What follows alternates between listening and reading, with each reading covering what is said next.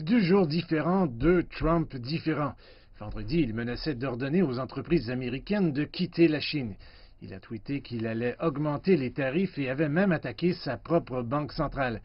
Mais au G7 ce week-end, un changement de ton, sinon de fond, qu'il s'agisse de pressions de dirigeants mondiaux inquiets au ralentissement économique mondial, de pressions exercées par les entreprises américaines et Wall Street, ou simplement de la dernière tournure de son style de négociation conçu pour la télévision et Twitter, le président des États-Unis s'est montré plus positif.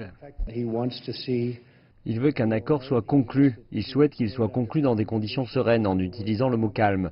Je suis d'accord avec lui sur ce point, et la Chine a été très durement touchée au cours des derniers mois. Je pense qu'ils veulent vraiment conclure une entente.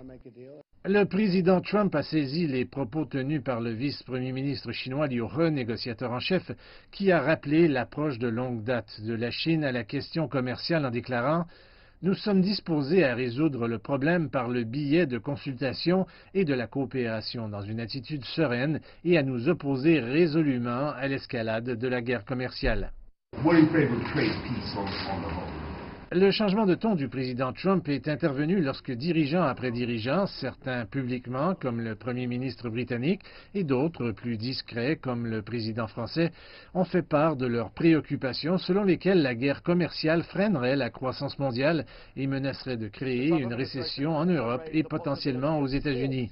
L'administration Trump a également évoqué la possibilité de discussions avec Beijing à Washington en septembre. Cette date a déjà été annoncée, mais le fait que Washington veuille que les négociations se poursuivent semble être un changement de ton, voire de politique, lors des réunions du G7.